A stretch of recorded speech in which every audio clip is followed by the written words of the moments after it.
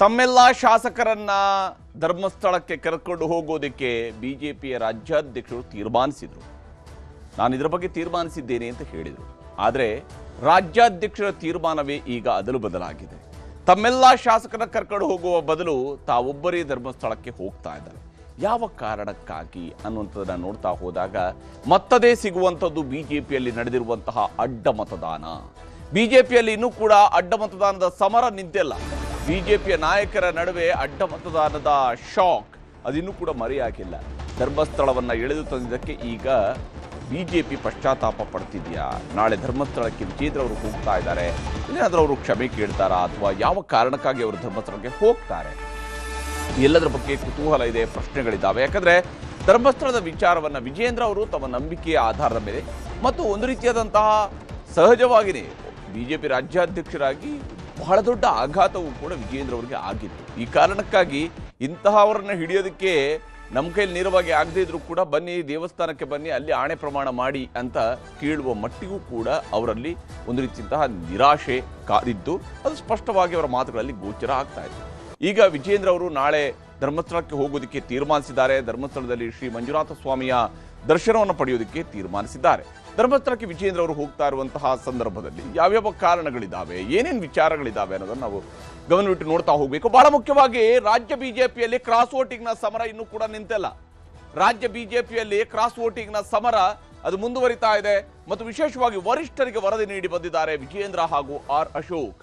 ಇವರಿಬ್ಬರು ಕೂಡ ದೆಹಲಿಯಲ್ಲಿ ಕೇಂದ್ರ ನಾಯಕರನ್ನ, ಬಿಜೆಪಿಯ ರಾಷ್ಟ್ರೀಯ ಅಧ್ಯಕ್ಷರನ್ನ ಭೇಟಿಯಾಗಿ ಬಂದಿದ್ದಾರೆ. ಅವರಿಗೆ ಮಾಹಿತಿಯನ್ನು ಕೊಟ್ಟು ಬಂದಿದ್ದಾರೆ. ಇಂದು ರಾತ್ರಿ ಧರ್ಮಸ್ಥಳಕ್ಕೆ ಬಿಜೆಪಿ ರಾಜ್ಯಾಧ್ಯಕ್ಷ BY ವಿಜೇಂದ್ರ ಅವರು ಹೋಗ್ತಾ ಇದ್ದಾರೆ. ವಿಜೇಂದ್ರ ಅವರು ಒಬ್ಬರೇ ಹೋಗ್ತಾ ಇದ್ದಾರೆ. ಪಕ್ಷದ ಎಲ್ಲ ನಾಯಕರುಗಳನ್ನ ಕರ್ಕೊಂಡು ಹೋಗ್ತಾ ಇಲ್ಲ, ಎಲ್ಲ ಶಾಸಕರುಗಳನ್ನ ಕರ್ಕೊಂಡು ಹೋಗ್ತಾ ಇಲ್ಲ, ಬದಲಿಗೆ ತಾವೊಬ್ಬರೇ ಹೋಗ್ತಾ ಇದ್ದಾರೆ. ಧರ್ಮಸ್ಥಳಕ್ಕೆ ಹೋಗಿ ಮಂಜುನಾಥ ಸ್ವಾಮಿಯ ದರ್ಶನವನ್ನ ಪಡಿತಾರೆ. ನಾಳೆ ಬೆಳಗ್ಗೆ BY ವಿಜೇಂದ್ರ ಅವರು ನಾಳೆ ಬೆಳಗ್ಗೆ ಸ್ವಾಮಿಯ ದರ್ಶನವನ್ನ ಮಾಡ್ಕೊಳ್ತಾರೆ. ಮಂಜುನಾಥ ಸ್ವಾಮಿಯ ದರ್ಶನವನ್ನ ಮಾಡ್ಕೊಳ್ತಾರೆ ಧರ್ಮಸ್ಥಳದಲ್ಲಿ ಮಂಜುನಾಥರ ದರ್ಶನವನ್ನು ಮಾಡಿಕೊಂಡು ಆಣೆ ಪ್ರಮಾಣಕ್ಕೆ ವಿರೋಧದ ಬಳಿಕ ತಾವೊಬ್ಬರೇ ಧರ್ಮಸ್ಥಳಕ್ಕೆ ಈಗ ವಿಜೇಂದ್ರ ಅವರು ಭೇಟಿ ಕೊಡ್ತಾ ಇದ್ದಾರೆ. ಆಣೆ ಪ್ರಮಾಣ ಮಾಡಿಸೋದಕ್ಕೆ ಅವರು ಮುಂದಾಗಿದ್ರು. ತಮ್ಮ ಶಾಸಕರ ಸತ್ಯ ಪರೀಕ್ಷೆ ಆಗಲಿ ಅನ್ನುವಂಥದ್ದು ವಿಜೇಂದ್ರ ಅವರ ಒಲವಾಗಿತ್ತು. ಬಹುಶಃ ಅದು ರಾಜಕೀಯವಾಗಿ ಸಮಂಜಸವಾದಂತಹ ನಿರ್ಧಾರ ಆಗಿರಲಿಲ್ಲ. ಒಂದು ಸ್ವಲ್ಪ ಮಟ್ಟಿಗೆ ಆತುರದ ನಿರ್ಧಾರದಂತೆ ಗೋಚರಿಸ್ತಾ ಇತ್ತು. ವಿಶೇಷವಾಗಿ ವಿಜೇಂದ್ರ ಅವರಿಗೆ ಈ ಒಂದು ಇಡೀ ಘಟನೆ, ಅಡ್ಡ ಮತದಾನ ಅನ್ನುವಂತಹ ಘಟನೆ ಅವರನ್ನು ಎಷ್ಟು ವಿಚಲಿತರನ್ನಾಗಿಸಿತ್ತು ಅನ್ನೋದಕ್ಕೆ ಅದೊಂದು ಉದಾಹರಣೆಯಾಗಿ ಗೋಚರಿಸ್ತಾ ಇತ್ತು. ತಾವೊಬ್ಬರೇ ಧರ್ಮಸ್ಥಳದಲ್ಲಿ ದೇವರಿಗೆ ವಿಶೇಷ ಪೂಜೆಯನ್ನು ಸಲ್ಲಿಸೋದಕ್ಕೆ ಅವರು ಈಗ ಮುಂದಾಗ್ತಾ ಇದ್ದಾರೆ. ದೇವರಿಗೆ ವಿಶೇಷ ಪೂಜೆಯನ್ನು ಸಲ್ಲಿಸಿ ಪ್ರಾರ್ಥನೆಯನ್ನು ಮಾಡಬಹುದು. ಇಲ್ಲಿ ತಪ್ಪಿತಸ್ಥರನ್ನ ಹುಡ್ಕೋದಿಕ್ಕೆ ಬೇಕಾದ ಶಕ್ತಿಯನ್ನು ನನಗೆ ಕೊಡು ದೇವರೇ ಅಂತ ಹೇಳ್ಕೊಂಡು ಕೇಳ್ಕೊಳ್ಬಹುದು. ಅವರು ತಾವೊಬ್ಬರೇ ಧರ್ಮಸ್ಥಳಕ್ಕೆ ಹೋಗಿ ದೇವರಿಗೆ ವಿಶೇಷ ಪೂಜೆಯನ್ನು ಸಲ್ಲಿಸಬಹುದು. ನಾಳೆ ಬೆಳಗ್ಗೆ 9 ಗಂಟೆಗೆ ಧರ್ಮಸ್ಥಳದಲ್ಲಿ ಅವರು ಸುದ್ದಿಗೋಷ್ಠಿಯನ್ನು ಕೂಡ ನಡೆಸುವಂತಹ ನಿರೀಕ್ಷೆ ಇದೆ. ಧರ್ಮಸ್ಥಳಕ್ಕೆ ವಿಜೇಂದ್ರ ಅವರು ಭೇಟಿ ಕೊಡ್ತಾ ಇದ್ದಾರೆ. ಬಹಳ ಮುಖ್ಯವಾಗಿ ಶಾಸಕರ ಅಡ್ಡ ಮತದಾನದ ಹಿನ್ನೆಲೆಯಲ್ಲಿ ಅವರ ಈ ಧರ್ಮಸ್ಥಳದ ಭೇಟಿ, ಅದು ಕೂಡ ಆಣೆ ಪ್ರಮಾಣ ಮಾಡಿಸಬೇಕಾಗತ್ತೆ ಅನ್ನುವಂತಹ ನಿರ್ಧಾರವನ್ನು ಅವರು ತೆಗೆದುಕೊಂಡ ನಂತರ ಅವರಿಗೆ ಕೊಡ್ತಾ ಇರುವಂತಹ ಭೇಟಿ ಮಹತ್ವವನ್ನು ಪಡ್ಕೊಂಡಿದೆ. ಆದರೆ ಇಲ್ಲಿ ವಿಜೇಂದ್ರ ಅವ್ರಿಗೆ ಪಶ್ಚಾತ್ತಾಪವೂ ಕೂಡ ಕಾಡ್ತಾ ಇದೆಯಾ ಅಂತ ಹೇಳಿ. ಯಾಕಂದ್ರೆ ದೇವರನ್ನ ಇಲ್ಲಿ ಎಳೆದು ತರುವಂಥದ್ದು ಸರಿಯಲ್ಲ, ಧರ್ಮಸ್ಥಳದ ಮಂಜುನಾಥನ ಸನ್ನಿಧಿಯನ್ನ ನೀವು ಇಲ್ಲಿಗೆ ತರೋದು ಸರಿಯಲ್ಲ, ರಾಜಕಾರಣವನ್ನ ನೀವು ಆ ಪುಣ್ಯಭೂಮಿಗೆ ತೆಗೆದುಕೊಂಡು ಹೋಗುವುದು ಸರಿಯಲ್ಲ. ಈ ಮಾತುಗಳು ಬಿಜೆಪಿಯ ನಾಯಕರುಗಳ ಬಾಯಿಂದಲೇ ಬಂದಿತ್ತು. ಹೀಗಾಗಿ ಕ್ರಾಸ್ ವೋಟ್ ಪತ್ತೆಗೆ ಧರ್ಮಸ್ಥಳದ ಹೆಸರನ್ನ ವಿಜೇಂದ್ರ ಅವರು ಪ್ರಸ್ತಾಪ ಮಾಡಿದ ನಂತರ ಅವರು ಯಾವಾಗ ಪ್ರಸ್ತಾಪ ಮಾಡಿದ್ರು ತತ್ಕ್ಷಣವೇ ಬಿಜೆಪಿಯ ರಾಜ್ಯದ ಹಿರಿಯ ನಾಯಕರುಗಳು, ಕೇಂದ್ರದ ಸಚಿವರುಗಳು ಇವರುಗಳಿಂದ ಇದಕ್ಕೆ ಆಕ್ಷೇಪ ವ್ಯಕ್ತವಾಗೋದಕ್ಕೆ ಶುರುವಾಯಿತು. ದಯವಿಟ್ಟು ಇದನ್ನ ಕೈ ಬಿಡಿ, ನೀವು ಹೋಗೋದು ಬೇಡ, ಇದನ್ನ ಪರಿಶೀಲಿಸಿ ಅನ್ನುವಂಥ ಅಭಿಪ್ರಾಯಗಳನ್ನ ಪಕ್ಷದ ನಾಯಕತ್ವ ಹೇಳೋದಕ್ಕೆ ಶುರು ಮಾಡ್ತು. ಧರ್ಮಸ್ಥಳದಲ್ಲಿ ಬಿಜೆಪಿಯ ಶಾಸಕಾಂಗ ಪಕ್ಷದ ಸಭೆಯನ್ನೇ ನಡೆಸೋದಕ್ಕೆ ವಿಜೇಂದ್ರ ಅವರು ಚಿಂತನೆಯನ್ನ ನಡೆಸಿದ್ರು. ಚಿಂತನೆ ಮಾತ್ರ ಅಲ್ಲ, ಅವರು ಹೇಳಿದ್ರು ಇದು ನಾನು ನಿರ್ಧರಿಸಿದ್ದೇನೆ, ಅಲ್ಲಿ ಹೋಗೋಣ ಅಂತ ಹೇಳಿದ್ರು. ಆದರೆ ನಂತರ ಯಾವಾಗ ಪಕ್ಷದ ನಾಯಕರುಗಳಿಂದ ವಿರೋಧ ವ್ಯಕ್ತವಾಗುತ್ತೆ, ವಿಶೇಷವಾಗಿ ಶಾಸಕಾಂಗ ಪಕ್ಷದ ಸಭೆಯನ್ನು ನಡೆಸಿ ಅದಾದ ನಂತರ ಸ್ವಾಮಿಯ ದರ್ಶನವನ್ನ, ಮಂಜುನಾಥ ಸ್ವಾಮಿಯ ದರ್ಶನವನ್ನ ಮಾಡಿ ಮಂಜುನಾಥನ ಸನ್ನಿಧಿಯಲ್ಲಿ ಶಾಸಕರಿಂದ ಆಣೆ ಪ್ರಮಾಣ ಮಾಡಿಸುವಂಥದ್ದು ಅವರ ಪ್ಲಾನ್ ಆಗಿದ್ದಿತ್ತು.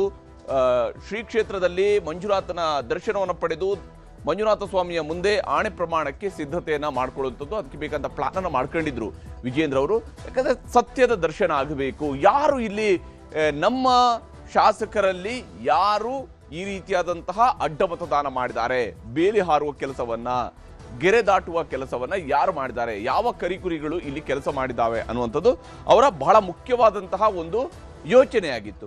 ಆದರೆ ಇದಕ್ಕೆ ಆಣೆ ಪ್ರಮಾಣದ ವಿಚಾರಕ್ಕೆ ಪಕ್ಷದಲ್ಲಿ ತೀವ್ರ ವಿರೋಧ ವ್ಯಕ್ತವಾಗೋದಕ್ಕೆ ಶುರುವಾಯಿತು. ವಿಶೇಷವಾಗಿ ಭಾರತೀಯ ಜನತಾ ಪಕ್ಷದ ಹಿರಿಯ ನಾಯಕರುಗಳು, ಅದು ಪ್ರಹ್ಲಾದ್ ಜೋಶಿ ಅವರಿರ್ಬೋದು, ಸದಾನಂದ ಗೌಡ್ರು ಇರ್ಬೋದು, ಅಥವಾ ಬೇರೆನೆಲ್ಲ ಶಾಸಕರುಗಳು, ಹಿರಿಯ ಶಾಸಕರುಗಳಿರ್ಬೋದು, ಅವರುಗಳಿಂದ ಆಕ್ಷೇಪ ವ್ಯಕ್ತವಾಗೋದಕ್ಕೆ ಶುರುವಾಯಿತು.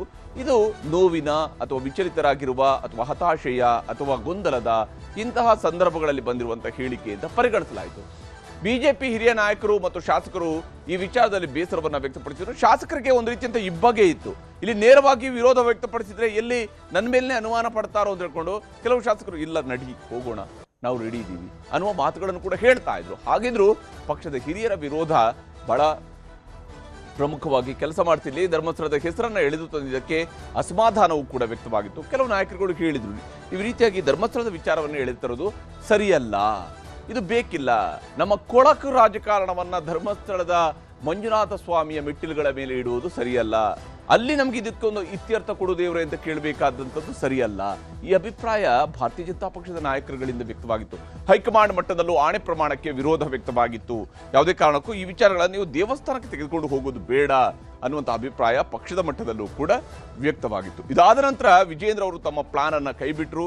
ಈಗ ವಿಜೇಂದ್ರ ಅವರು ಧರ್ಮಸ್ಥಳಕ್ಕೆ ಭೇಟಿ ನೀಡ್ತಾ ಇರುವಂಥದ್ದು ವಿಶೇಷವಾಗಿದೆ. ಅವರೇನಾದರೂ ತಮ್ಮ ಪಶ್ಚಾತ್ತಾಪದ ಭಾಗವಾಗಿ ಸ್ವಾಮಿಯ ದರ್ಶನವನ್ನ ಮಾಡ್ತಾ ಇದ್ದಾರಾ, ಆ ಮೂಲಕ ನಾನು ಹೇಳಿದಂತಹ ಉದ್ದೇಶಗಳು ಹಿಂಗಿದ್ವು ಅನ್ನುವಂಥದ್ದನ್ನ ದೇವರ ಮುಂದೆ ಅವರು ಪ್ರಾರ್ಥನೆ ಸಲ್ಲಿಸಿ ಬರ್ತಾರಾ ನೋಡಬೇಕಾಗಿದೆ. ಯಾಕಂದ್ರೆ ಅಂತಿಮವಾಗಿ ಅವರವರ ನಂಬಿಕೆ, ಆ ನಂಬಿಕೆ ಆಧಾರದ ಮೇಲೆ ಅವರವರು ನಿರ್ಧಾರಗಳನ್ನು ಕೈಗೊಳ್ತಾರೆ. ಧರ್ಮಾಧಿಕಾರಿ ಡಾಕ್ಟರ್ ವೀರೇಂದ್ರ ಹೆಗ್ಗಡೆ ಅವರನ್ನ ಭೇಟಿ ಮಾಡಿ ಅವರಲ್ಲಿ ಚರ್ಚಿಸುವಂತಹ ಸಾಧ್ಯತೆಯೂ ಕೂಡ, ಅಫ್ಕೋರ್ಸ್ ಅವರಲ್ಲಿ ಹೋದಂತಹ ಸಂದರ್ಭದಲ್ಲಿ ಧರ್ಮಾಧಿಕಾರಿ ಅವರನ್ನ ಭೇಟಿಯಾಗಬಹುದು, ಅವ್ರ ಜೊತೆಗೆ ಚರ್ಚೆಯನ್ನು ನಡೆಸಬಹುದು, ಅವರ ಮಾರ್ಗದರ್ಶನವನ್ನು ಕೂಡ ಈ ವಿಚಾರದಲ್ಲಿ ಅವರು ಪಡ್ಕೊಳ್ಬಹುದು. ಧರ್ಮಸ್ಥಳದ ಹೆಸರನ್ನ ಎಳೆದು ತಂದಿದ್ದರ ಬಗ್ಗೆಯೂ ಕೂಡ ಅವರು ಧರ್ಮಾಧಿಕಾರಿಯವರಿಗೆ ಒಂದಿಷ್ಟು ಸ್ಪಷ್ಟತೆಯನ್ನು ಕೊಡುವಂತಹ ಕೆಲಸವನ್ನು ಕೂಡ ಮಾಡಬಹುದು. ಆ ಮೂಲಕ ದೇವರ ಮುಂದೆ ದೇವರ ಹೆಸರನ್ನು ನಾನು ಯಾವ ಕಾರಣಕ್ಕಾಗಿ ತೆಗೆದುಕೊಂಡು ಬಂದಿದ್ದೀನಿ, ಧರ್ಮಸ್ಥಳದ ಹೆಸರನ್ನು ಯಾವ ಕಾರಣಕ್ಕೆ ತೆಗೆದುಕೊಂಡು ಬಂದಿದ್ದೀನಿ ಅನ್ನೋದನ್ನ ವಿಜೇಂದ್ರ ಅವರು ಪ್ರಕಟಿಸಬಹುದು. ಆಣೆ ಪ್ರಮಾಣದ ವಿವಾದಕ್ಕೆ ವಿಜೇಂದ್ರ ಅವರು ನಾಳೆಯೇ ತೆರೆ ಎಳೆಯುವಂತಹ ನಿರೀಕ್ಷೆಯೂ ಕೂಡ ಇದೆ. ಬಹುತೇಕ ಅವರು ಧರ್ಮಸ್ಥಳಕ್ಕೆ ಹೋಗಿ ಬಂದ ಮೇಲೆ ಆಣೆ ಪ್ರಮಾಣದ ವಿವಾದ ಅಲ್ಲಿಗೆ ಬಗೆಹರಿಯುತ್ತೆ. ಅದಕ್ಕೊಂದು ತೆರೆ ಎಳೆಯುವಂತಹ ಪ್ರಯತ್ನವನ್ನ ವಿಜೇಂದ್ರ ಅವರು ಮಾಡಬಹುದು. ಆದರೆ ಯಾವಾಗ ಎಲ್ಲ ವಿಚಾರಗಳು ಚರ್ಚೆ ಆಗ್ತಾ ಇದ್ದಾವೇನೋ ಇದೇ ಸಂದರ್ಭದಲ್ಲಿ ಸದ್ಯಕ್ಕೆ ನಾಯಕತ್ವ ಸೇಫ್ ಆಯ್ತಾ, ಈ ಒಂದು ಪ್ರಶ್ನೆಯೂ ಕೂಡ ಕುತೂಹಲದಿಂದ ಮೂಡಿರುವಂಥದ್ದು. ಯಾಕಂದ್ರೆ ನಾಯಕತ್ವ ಬದಲಾವಣೆಯ ವದಂತಿಯ ಬಗ್ಗೆ ಆರ್ ಅಶೋಕ್ ಅವರೊಂದು ಸ್ಪಷ್ಟನೆಯನ್ನು ಕೊಟ್ಟಿದ್ದಾರೆ. ನಾಯಕತ್ವದ ಬದಲಾವಣೆಯ ವಿಚಾರಕ್ಕೆ ಸಂಬಂಧಪಟ್ಟಂತೆ ಆರ್ ಅಶೋಕ್ ಅವರು ಕೊಟ್ಟಿರುವಂತಹ ಸ್ಪಷ್ಟನೆ ಇದು. ಅವರು ಹೇಳ್ತಾ ಇದ್ದಾರೆ, ದೆಹಲಿಗೆ ಹೋಗಿ ಹೈಕಮಾಂಡ್ಗೆ ಈಗಾಗಲೇ ವರದಿಯನ್ನ ಕೊಟ್ಟಿದ್ದೇವೆ ಅಂತ ಹೇಳಿ ಅಶೋಕ್ ಅವರು ಹೇಳಿದ್ದಾರೆ. ನಾವು ದೆಹಲಿಗೆ ಹೋಗಿ ಹೈಕಮಾಂಡ್ ನಾಯಕರುಗಳನ್ನ ಭೇಟಿಯಾಗಿ ನಾವು ವರದಿಯನ್ನ ಕೊಟ್ಟು ಬಂದಿದ್ದೇವೆ.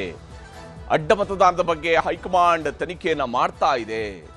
ಈ ವಿಚಾರದಲ್ಲಿ ಹೈಕಮಾಂಡ್ನವರು ಅಡ್ಡ ಮತದಾನದ ಬಗ್ಗೆ ತನಿಖೆಯನ್ನ ನಡೆಸ್ತಾ ಇದ್ದಾರೆ. ಸೂಕ್ತ ಸಂದರ್ಭದಲ್ಲಿ ಶಾಸಕರ ವಿರುದ್ಧ ಕ್ರಮ ಕೈಗೊಳ್ಳುತ್ತಾರೆ. ಯಾರು ಅಡ್ಡ ಮತದಾನ ಮಾಡಿದಾರೋ, ಯಾರು ಇಲ್ಲಿ ಪಕ್ಷದ ಗಡಿಯನ್ನ ದಾಟುವ ಕೆಲಸವನ್ನ ಮಾಡಿದಾರೋ ಅಂಥವರ ವಿರುದ್ಧ ಪಕ್ಷ ತೀರ್ಮಾನವನ್ನು ಕೈಗೊಳ್ಳುತ್ತೆ, ಕ್ರಮವನ್ನು ಕೈಗೊಳ್ಳುತ್ತೆ ಅನ್ನುವಂಥದ್ದನ್ನ ಅಶೋಕ್ ಅವರು ಹೇಳ್ತಾ ಇದ್ದಾರೆ. ಅಷ್ಟೇ ಅಲ್ಲದೆ ಸದ್ಯಕ್ಕೆ ನಾಯಕತ್ವ ಬದಲಾವಣೆ ಎಲ್ಲ ಭ್ರಮೆ ಅಷ್ಟೇ, ನಾಯಕತ್ವ ಬದಲಾವಣೆ ಅನ್ನೋದು ಭ್ರಮೆ ಅಷ್ಟೇ ಅಂತ ಹೇಳಿ ಅಷ್ಟರ ಮಟ್ಟಿಗೆ ತಮ್ಮ ಕುರ್ಚಿ ಸೇಫ್ ಆಗಿದೆ ಅನ್ನೋದನ್ನ ಆರ್ ಅಶೋಕ್ ಅವರು ಬಿಂಬಿಸುವ ಪ್ರಯತ್ನ ಮಾಡ್ತಾ ಇದ್ದಾರೆ. ವಿಜೇಂದ್ರ ಧರ್ಮಸ್ಥಳ ಪ್ರವಾಸ ಅವರ ವೈಯಕ್ತಿಕ ಅಂತ ಹೇಳಿ ಅಶೋಕ್ ಅವರು ಸ್ಪಷ್ಟನೆಯನ್ನು ಕೊಟ್ಟಿದ್ದಾರೆ. ಅದೇನಿದ್ರು ಕೂಡ ಅವರ ವೈಯಕ್ತಿಕ, ಆಲ್ರೆಡಿ ನಾವು ಆ ವಿಚಾರವನ್ನ ಕೈ ಬಿಟ್ಟಿದ್ದೀವಿ ಅನ್ನುವಂತಹ ತೀರ್ಮಾನಕ್ಕೆ ಬಂದಿದ್ದಾರೆ. ಅಶೋಕ್ ಅವರ ಮಾತುಗಳನ್ನು ನಿಮಗೆ ತೋರಿಸ್ತೀನಿ. ಬದಲಾಗಬಹುದು, ವಿಪಕ್ಷ ನಾಯಕರು ಬದಲಾಗಬಹುದು ಅನ್ನೋ ನೇರವಾಗಿ ಒಂದಷ್ಟು ಚರ್ಚೆಗಳಾಗ್ತಾ ಇದೆ. ಸತ್ಯನ ಹೇಗೆ? ಅದು ನಿಮ್ಮ ಭ್ರಮೆ ಅಷ್ಟೇ. ಭ್ರಮೆಗೆಲ್ಲ ನಾನು ಉತ್ತರ ಕೊಡಲ್ಲ. ದೆಹಲಿಯಲ್ಲಿ ನಾವು ಹೋಗಿ ಭೇಟಿ ಮಾಡಿ ಅವ್ರಿಗೆ ವಿಸ್ತೃತವಾಗಿ ನಮಗಿಂತ ಅವರು ಜಾಸ್ತಿ ಮಾಹಿತಿಗಳನ್ನು ತರಿಸ್ಕೊಂಡಿದ್ದಾರೆ. ಯಾವ ಸಮಯದಲ್ಲಿ ಕ್ರಮ ತೆಗೆದುಕೊಳ್ಬೇಕು ಅದ್ರ ಮೇಲೆ ಕ್ರಮ ತೆಗೆದುಕೊಳ್ತೀರಿ. ಈ ಥರ ಮಾಡಿದಂಥ ವ್ಯಕ್ತಿಗಳನ್ನು ಯಾವುದೇ ಕಾರಣಕ್ಕೂ ಸುಮ್ಮನೆ ಬಿಡಲ್ಲ ಅಂತ ಹೇಳಿದ್ದಾರೆ. ಯಾವ ಸಮಯ ಏನು ಅನ್ನೋದನ್ನು ನಿಗದಿ ಮಾಡಿಲ್ಲ. ಧರ್ಮಸ್ಥಳ ವಿಚಾರ ಇಲ್ಲ, ಏನೇ ಇದ್ರೂ ಕೂಡ ಪಾರ್ಟಿ ಈಗ ಎಸ್ ಟಿ ಸೋಮಶೇಖರ್ ಅವ್ರ ಬಗ್ಗೆ ಏನು ಕ್ರಮ, ಅವರು ಪಾರ್ಟಿ ವಿರುದ್ಧ ಚಟುವಟಿಕೆ ಮಾಡಿದಾಗ ಏನು ಕ್ರಮ ಹಂಗೆ ಆಯಿತು, ಅದೇ ಥರ ಇದನ್ನು ಕ್ರಮ ಹಾಗೆ ಆಗುತ್ತೆ. ಅದಕ್ಕೇನು ಹೊಸ ಆಯಾಮ ಏನಿಲ್ಲ. ರಾಜ್ಯಾಧ್ಯಕ್ಷರು ಹೋಗ್ತಾ ಇದ್ರಲ್ಲ ಸರ್, ಏನಕ್ಕೆ ಅಂತ ಗೊತ್ತಿಲ್ಲ ನನಗೆ. ಇಲ್ಲ, ಅದೇ ಆ ಥರದ್ದು ಯಾವುದಿಲ್ಲ, ವೈಯಕ್ತಿಕ ಅದು.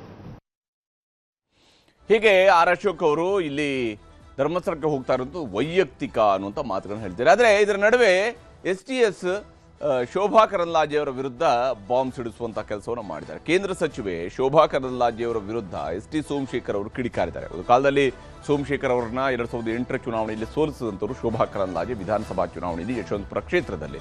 ರಾಜಕೀಯದ ಜಿದ್ದಾಜಿದ್ದಿ ಇವರಿಬ್ಬರ ನಡುವೆ ಇದ್ದೇ ಇದೆ. ನಂತರ ಟಿ ಸೋಮಶೇಖರ್ ಒಂದು ಪ್ರಮುಖ ಘಟ್ಟದಲ್ಲಿ ಭಾರತೀಯ ಜನತಾ ಪಕ್ಷವನ್ನು ಸೇರಿದರು. ಕಳೆದ ಚುನಾವಣೆಯಲ್ಲಿ ಕೂಡ ಭಾರತೀಯ ಜನತಾ ಪಕ್ಷದಿಂದ ಸ್ಪರ್ಧಿಸಿ ಗೆದ್ದರು. ಅದಾದ ನಂತರ ಶೋಭಾ ಕರಂದ್ಲಾಜೆ ಅವರಲ್ಲಿ ಲೋಕಸಭಾ ಚುನಾವಣೆಗೆ ಸ್ಪರ್ಧಿಸಿದಾಗ ಸೋಮಶೇಖರ್ ಅವರ ಕಡೆಯಿಂದ ಯಾವುದೇ ಸಹಕಾರ ಅವರಿಗೆ ಸಿಕ್ಕಿರಲಿಲ್ಲ. ಬಿಜೆಪಿಯವರ ಆಂತರಿಕ ಬೆಳವಣಿಗೆಗೆ ಶೋಭಾ ಕರಂದ್ಲಾಜೆ ಕಾರಣ ಅನ್ನುವಂಥದ್ದನ್ನ ಸೋಮಶೇಖರ್ ಅವರಿಗೆ ಹೇಳ್ತಿದ್ದಾರೆ. ಅವರೀಗ ಬಿಜೆಪಿಯ ಉಚ್ಚಾಟಿತ ಶಾಸಕರು ಹೇಳ್ತಾ ಇದ್ದಾರೆ, ಶೋಭಾ ಕರಂದ್ಲಾಜೆಗೆ ವಿಜೇಂದ್ರ ಅವರನ್ನ ಕಂಡ್ರೆ ಅಸೂಯೆ ಇದೆ ಅನ್ನುವಂತಹ ಮಾತುಗಳನ್ನು ಹೇಳ್ತಾರೆ. ವಿಜೇಂದ್ರ ಅವ್ರನ್ನ ಕಂಡ್ರೆ ಶೋಭಾ ಕರಂದ್ಲಾಜೆ ಅವರಿಗೆ ಅಸೂಯೆ ಇದೆ.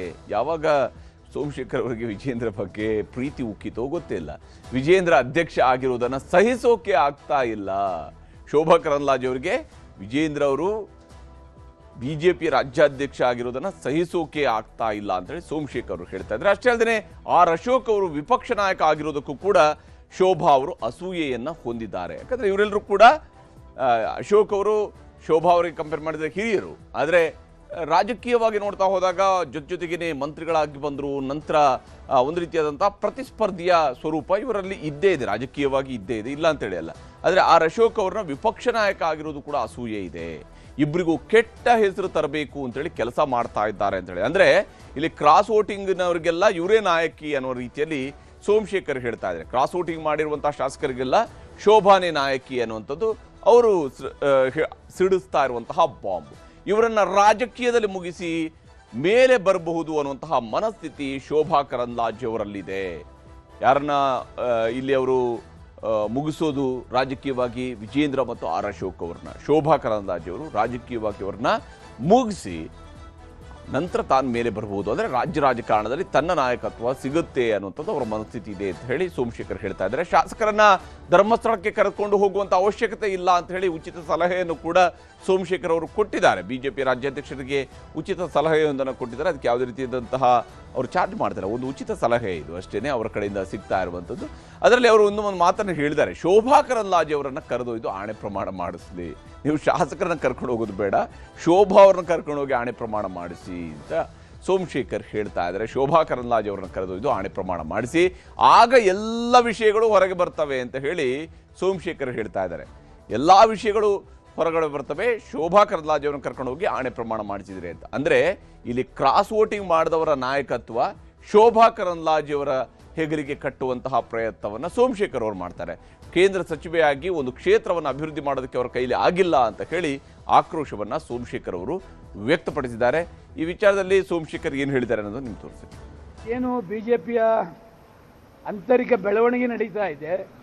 ಶೋಭಾ ಮೇಡಮ್ಗೆ ವಿಜೇಂದ್ರ ಕಂಡ್ರು ಅಸೂಯೆ. ಅಧ್ಯಕ್ಷ ಆಗಿರ್ತಕ್ಕಂಥದ್ದು ಶೋಭಾ ಮೇಡಮ್ ಸಹಿಸೋಕ್ಕಾಗ್ತಾ ಇಲ್ಲ. ಅದೇ ರೀತಿಯಲ್ಲಿ ಅಶೋಕರಿಗೂ ಕೂಡ ವಿರೋಧ ಪಕ್ಷದ ನಾಯಕ ಆಗಿರ್ತಕ್ಕಂಥದ್ದು ಶೋಭಾ ಕರಂದ್ಲಾಜೆಗೆ ಅಸೂಯೆ. ಇವರಿಬ್ಬರನ್ನೂ ಕೂಡ ಏನಾದರೂ ಮಾಡಿ ಕೆಟ್ಟ ಹೆಸರು ತರಬೇಕು ಅಂತಕ್ಕಂಥ ದುರಾಲೋಚನೆಯನ್ನು ಮಾಡಿ ಇವತ್ತೆಲ್ಲ ಏನು ಬೆಳವಣಿಗೆ ಆಗ್ತಾ ಇದೆ, ಈ ಬೆಳವಣಿಗೆಗೆ ಶೋಭಾ ಕರಂದ್ಲಾಜೆ ಮೂಲ ಕಾರಣ. ಇವರಿಬ್ಬರನ್ನೂ ರಾಜಕೀಯವಾಗಿ ಮುಗಿಸಿದ್ರೆ ನಾನು ರಾಜಕೀಯವಾಗಿ ಇನ್ನೂ ಮೇಲೆ ಬರ್ಬೋದು ಅಂತಕ್ಕಂಥ ಆಕಾಂಕ್ಷೆಯನ್ನು ಈ ಅಮ್ಮ ಇಟ್ಕೊಂಡಿದ್ದಾಳೆ. 62 ಜನನ ಶಾಸಕರನ್ನ ಧರ್ಮಸ್ಥಳಕ್ಕೆ ಕರ್ಕೊಂಡು ಹೋಗ್ತಕ್ಕಂಥ ನೆಸೆಸಿಟಿ ಇಲ್ಲ.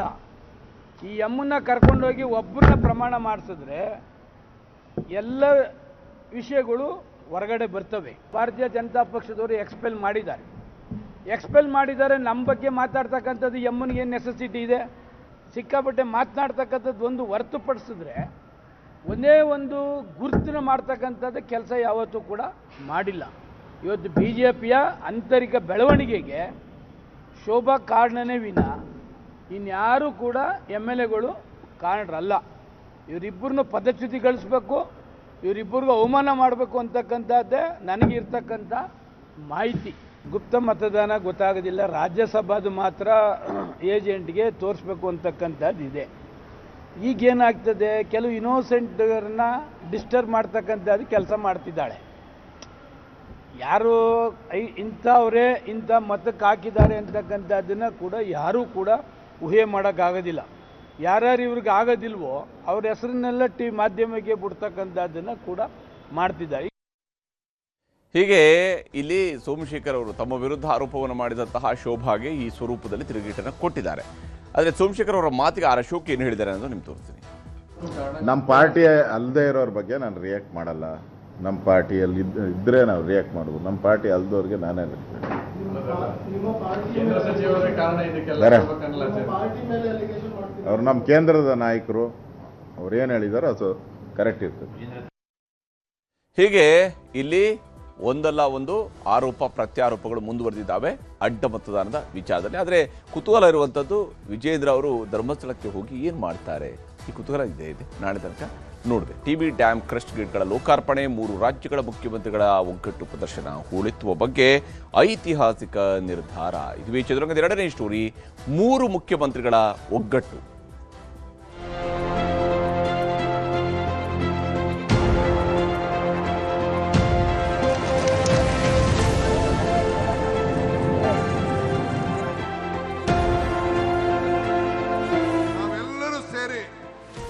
ಒಮ್ಮತದ అభిప్రాయಕ್ಕೆ ರೈತರನ್ನ రక్షణ ಮಾಡಲಿಕ್ಕೆ ಇವತ್ತು ನಾವು ಬಂದಿದ್ದೇವೆ. సువర్ణ అక్షరాలతో లిఖించబోతున్నారు. ముగ్గురు ముఖ్యమంత్రులు కలవడం ఒక చరిత్ర.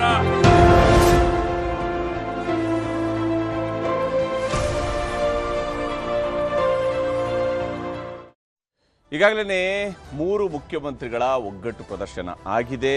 ಇದು ಟಿಬಿ ಡ್ಯಾಮ್ ವಿಚಾರಕ್ಕೆ ಸಂಬಂಧಪಟ್ಟಂತೆ.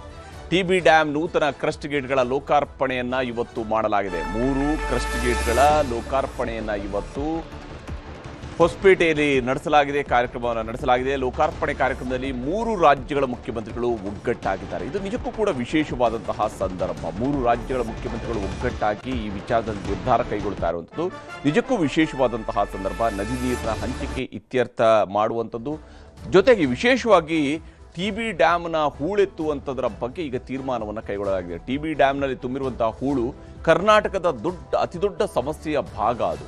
ಈಗ ಅದನ್ನು ಹೂಳೆತ್ತುವಂತಹದ್ರ ಕಡೆಗೆ ಈಗ ಕೇಂದ್ರ ಸರ್ಕಾರವು ಕೂಡ ಒಪ್ಪಿಗೆಯನ್ನು ಸೂಚಿಸಿದೆ. ಅದೇ ಕಾರಣಕ್ಕಾಗಿ ಶಿವಕುಮಾರ್ ಅವರು ಕೂಡ ಇವತ್ತು ಕೇಂದ್ರ ಜಲಶಕ್ತಿ ಸಚಿವರನ್ನ ಹಾಡಿ ಹೊಗಳಿದ್ದಾರೆ. 3 ರಾಜ್ಯಗಳು ಇಲ್ಲಿ ಒಗ್ಗಟ್ಟನ್ನು ಪ್ರದರ್ಶಿಸುವಂತಹ ಕೆಲಸವನ್ನ ಮಾಡಿವೆ. ಬಹಳ ಮುಖ್ಯವಾಗಿ ಕರ್ನಾಟಕದ ನೇತೃತ್ವದಲ್ಲಿ ಆಂಧ್ರಪ್ರದೇಶ ಮತ್ತು ತೆಲಂಗಾಣ ಕೂಡ ಈ ವಿಚಾರದಲ್ಲಿ ಕರ್ನಾಟಕದ ಜೊತೆಗೆ ಕೈ ಜೋಡಿಸುವುದಕ್ಕೆ ಮುಂದಾಗಿರುವುದು. ಟಿಬಿ ಡ್ಯಾಮ್ನ ಕ್ರಸ್ಟ್ ಗೇಟ್ಗಳ ಲೋಕಾರ್ಪಣೆಯನ್ನ ಮಾಡಲಾಗಿದೆ. ಇವತ್ತು ಟಿಬಿ ಡ್ಯಾಮ್ನ ಕ್ರಸ್ಟ್ ಗೇಟ್ಗಳ ಲೋಕಾರ್ಪಣೆಯನ್ನು ಮಾಡಲಾಗಿದೆ. 2024ರಲ್ಲಿ ಟಿಬಿ ಜಲಾಶಯದ ಕ್ರಸ್ಟ್ ಗೇಟ್ ಕಿತ್ತು ಹೋಗಿತ್ತು. 2024ರಲ್ಲಿ ಕಿತ್ತು ಹೋಗಿತ್ತು. ಆ ಸಂದರ್ಭದಲ್ಲಿ ನದಿಯಲ್ಲಿ 19ನೇ ಕ್ರಸ್ಟ್ ಗೇಟ್, ಈ ಡ್ಯಾಮ್ನ 19ನೇ ಕ್ರಸ್ಟ್ ಗೇಟ್ ಕೊಚ್ಚಿ ಹೋಗಿತ್ತು. ಅದರ ಪರಿಣಾಮವಾಗಿ ಆ ಸಂದರ್ಭದಲ್ಲಿ ಏನು ಅಪಾರ ಪ್ರಮಾಣದಲ್ಲಿ ನೀರು ಸಂಗ್ರಹ ಆಗಿತ್ತು.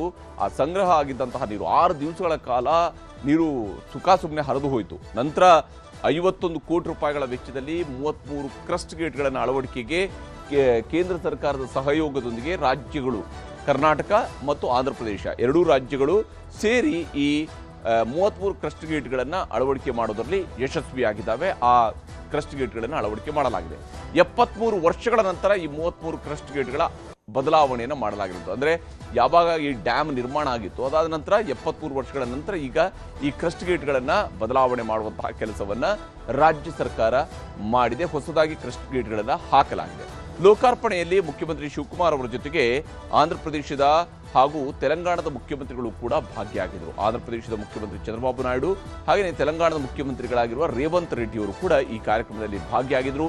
ಕೇಂದ್ರ ಜಲಶಕ್ತಿ ಸಚಿವ CR ಪಾಟೀಲ್ ಅವರ ನೇತೃತ್ವದಲ್ಲಿ ಲೋಕಾರ್ಪಣೆಯ ಕಾರ್ಯಕ್ರಮ ಇವತ್ತು ನಡೆಸಲಾಗಿದೆ. ಈ ಒಂದು ಕ್ರಸ್ಟ್ ಗೇಟ್ಗಳನ್ನು ಲೋಕಾರ್ಪಣೆ ಮಾಡುವಂಥ ಮತ್ತು ವಿಶೇಷವಾಗಿ ಇದರಲ್ಲಿ ಕರ್ನಾಟಕದ ಜೊತೆಗೆ ಆಂಧ್ರಪ್ರದೇಶದ ರೈತರು ಕೂಡ ಇವತ್ತು ಹೊಸಪೇಟೆಗೆ ಬಂದು ಈ ಕಾರ್ಯಕ್ರಮದಲ್ಲಿ ಭಾಗಿಯಾಗಿದ್ದಂಥದ್ದು ವಿಶೇಷವಾಗಿತ್ತು. ಯೋಜನೆಯ ವೆಚ್ಚ ಕರ್ನಾಟಕ ಮತ್ತು ಆಂಧ್ರಪ್ರದೇಶದ ನಡುವೆ ಹಂಚಿಕೆಯನ್ನು ಮಾಡಿಕೊಳ್ಳಲಾಗಿದೆ. 64-34ರ ಅನುಪಾತದಲ್ಲಿ, ಅಂದರೆ ಈ ಯೋಜನೆಯ ಒಟ್ಟು ವೆಚ್ಚದ ಈ 51 ಕೋಟಿ ರೂಪಾಯಿಯಲ್ಲಿ 64% ಹಣವನ್ನು ಕರ್ನಾಟಕ ವಿನಿಯೋಗ ಮಾಡಿದೆ. 34% ಅನುಪಾತದಲ್ಲಿ ಇಲ್ಲಿ ಆಂಧ್ರಪ್ರದೇಶದವರು ಹಂಚಿಕೆಯನ್ನು ಮಾಡ್ಕೊಂಡಿರುವಂಥದ್ದು. 34% ಆಂಧ್ರ ಪ್ರದೇಶದವರು ಹಂಚಿಕೆ ಮಾಡಿಕೊಂಡಿರುವಂಥದ್ದು. 7.5 ಲಕ್ಷ ರೈತರ ಜೀವನೋಪಾಯಕ್ಕೆ ಈ ಒಂದು ನೀರಾವರಿಯ ಭದ್ರತೆಯನ್ನು ಈಗ ಒದಗಿಸಲಾಗಿದೆ. ವಿಶೇಷವಾಗಿ ಕರ್ನಾಟಕದಲ್ಲಿ ಬಳ್ಳಾರಿ, ಕೊಪ್ಪಳ, ರಾಯಚೂರು ಜಿಲ್ಲೆಗಳು ಹಾಗೆಯೇ ಆಂಧ್ರ ಪ್ರದೇಶದ ಅನಂತಪುರಂ ಜಿಲ್ಲೆಗೂ ಕೂಡ ಈ ನೀರಾವರಿಯ ಅನುಕೂಲವನ್ನು ಮಾಡಿಕೊಡುವಂಥದ್ದು ಈ ಒಂದು ಬಹಳ ಮುಖ್ಯವಾಗಿ ಈ ಯೋಜನೆ ಬಹಳ ಮುಖ್ಯ ಆಗುತ್ತೆ. ಈ ಕಾರಣಕ್ಕಾಗಿಯೇ ಆಂಧ್ರ ಪ್ರದೇಶವು ಕೂಡ ಕರ್ನಾಟಕದ ಜೊತೆಗೆ ಕೈ ಜೋಡಿಸಿರುವಂಥದ್ದು ಈ ಒಂದು ಯೋಜನೆಯ ಮೂಲಕವಾಗಿ. ಇಲ್ಲಿ ಬಹಳ ಮುಖ್ಯವಾಗಿ ಒಂದಿಷ್ಟು ಮಹತ್ವವನ್ನು ನಾವು ಗಮನಿಸಬೇಕು. ಕೇಂದ್ರ ಜಲಶಕ್ತಿ ಸಚಿವರ ಜೊತೆಗೂಡಿ 3 ರಾಜ್ಯಗಳ ಮುಖ್ಯಮಂತ್ರಿಗಳು, ಯಾಕಂದರೆ ಕರ್ನಾಟಕ ಮತ್ತು ತಮಿಳುನಾಡಿನ ನಡುವೆ ಯಾವ ಸ್ವರೂಪದಲ್ಲಿ ಕಾವೇರಿ ನದಿ ನೀರಿನ ವಿವಾದ ಇದೆಯಲ್ಲ, ಆ ಸ್ವರೂಪಕ್ಕೆ ಯಾವತ್ತೂ ಕೂಡ ಕರ್ನಾಟಕ ಮತ್ತು ಆಂಧ್ರ ಪ್ರದೇಶದವರು ಬಡದಾಡಿಕೊಂಡು ಇರಲಿಲ್ಲ.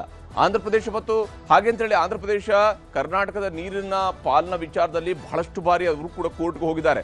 ಅದು ಕೃಷ್ಣಾ ನದಿ ನೀರಿನ ವಿಚಾರದಲ್ಲಿ ಈಗಾಗಲೇ ಕೋರ್ಟ್ ಇತ್ಯರ್ಥ ಮಾಡಿಕೊಟ್ಟಿರುವಂಥದ್ದು. ಆಲಮಟ್ಟಿ ಡ್ಯಾಮ್ನಿಂದ ನಾವು ಎಷ್ಟು ನೀರು ಬಿಡಬೇಕು ಅನ್ನುವಂಥದ್ದು, ಅದರಲ್ಲಿ ತುಂಗಭದ್ರಾವು ಕೂಡ ಬರುತ್ತೆ. ಇದು ಕೃಷ್ಣಾ ದಂಡೆಯಲ್ಲಿ ಬರುವಂತಹ ನದಿಗಳಾಗಿರೋದ್ರಿಂದಾಗಿ ಈ ಕಾರಣಕ್ಕಾಗಿಯೇ ಇದು ಐತಿಹಾಸಿಕವಾದಂತಹ ಕಾರ್ಯಕ್ರಮ ಆಗಿತ್ತು. 2 ರಾಜ್ಯಗಳು ಕರ್ನಾಟಕ ಮತ್ತು ಆಂಧ್ರ ಪ್ರದೇಶ ಜೊತೆಗೆ ತೆಲಂಗಾಣ, ಈ 3 ರಾಜ್ಯಗಳು ಜೊತೆ ಸೇರಿ ಈ ಯೋಜನೆಗೆ ನಿರ್ಧಾರವನ್ನು ಕೈಗೊಂಡಿರುವಂಥದ್ದು. ಡ್ಯಾಮ್ ರಕ್ಷಣೆ, ರೈತರ ಸುರಕ್ಷತೆ, ನೀರು ಉಳಿಸುವುದು, ಇದು ಇಲ್ಲಿ ಪ್ರಮುಖವಾದಂತಹ ತೀರ್ಮಾನ. ಡ್ಯಾಮ್ ಅನ್ನು ರಕ್ಷಣೆ ಮಾಡಿಕೊಳ್ಳುವಂಥದ್ದು, ರೈತರನ್ನು ಉಳಿಸಬೇಕು.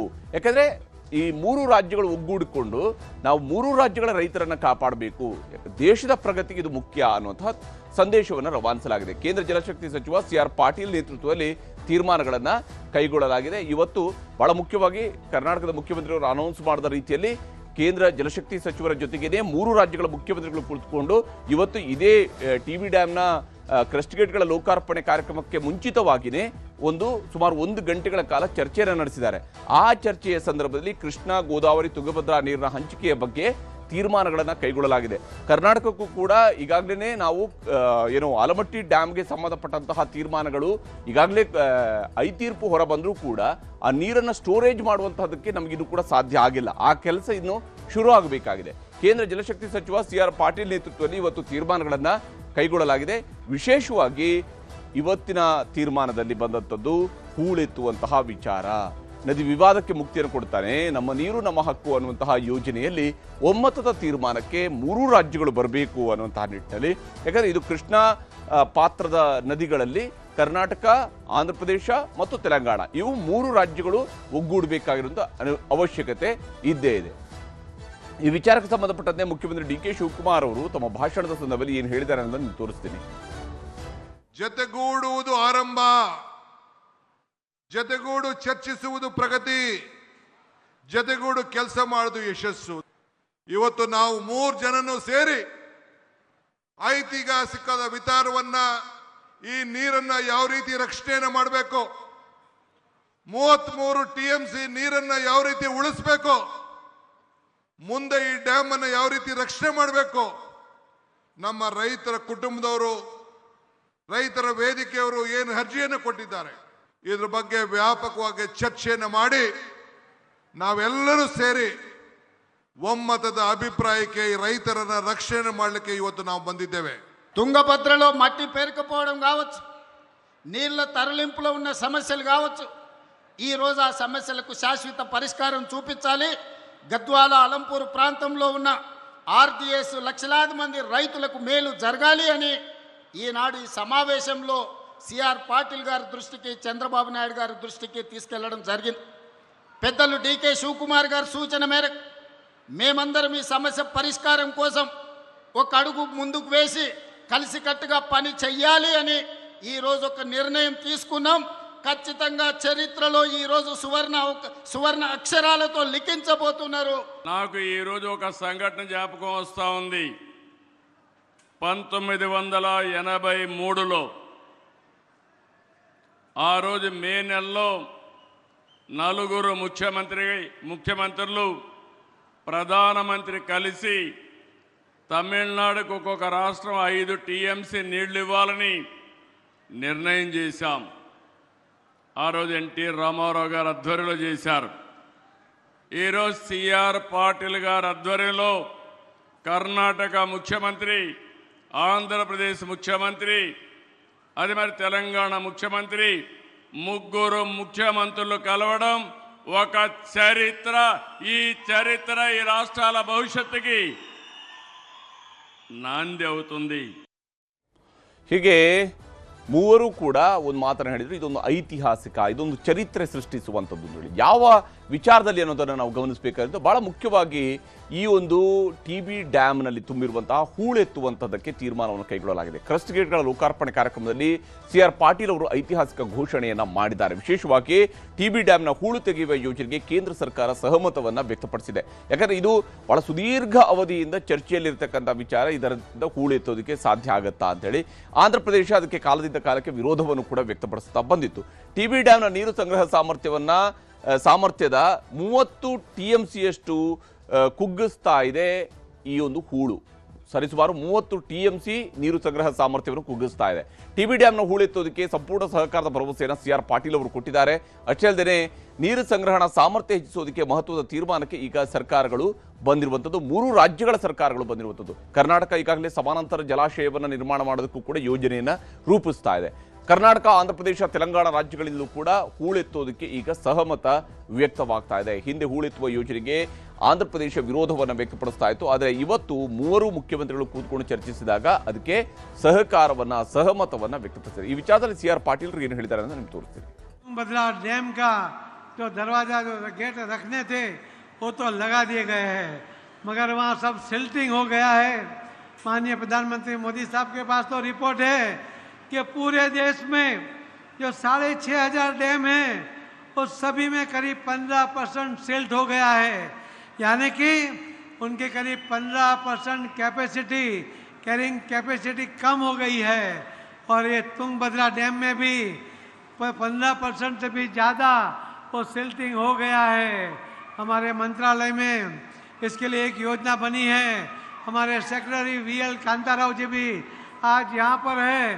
हमने तीनों मुख्यमंत्री को भी कहा है कि डीसिल्टिंग के लिए हम लोग योजना बनाकर आपके सामने रखेंगे.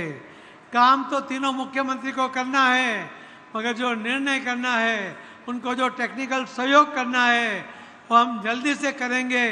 और तुंगभद्रा की पानी की कैपेसिटी करीब 25 से 30% और ज़्यादा बढ़ जाएगी. ಹೀಗೆ ಅಂತಿಮವಾಗಿ ಈ ಒಂದು ಹೂಳೆತ್ತುವಂತಹ ಯೋಜನೆಗೆ ಈಗ ಹಸಿರು ನಿಶಾನೆ ಸಿಕ್ಕಿದೆ. ಈ ಯೋಜನೆ ಕಾರ್ಯಗತಗೊಳ್ತು ಅಂತ ಹೇಳಿದರೆ ಅದು ರಾಜ್ಯಕ್ಕೆ ಬಹಳ ದೊಡ್ಡ ಲಾಭವನ್ನು ತಂದುಕೊಡಬಹುದು.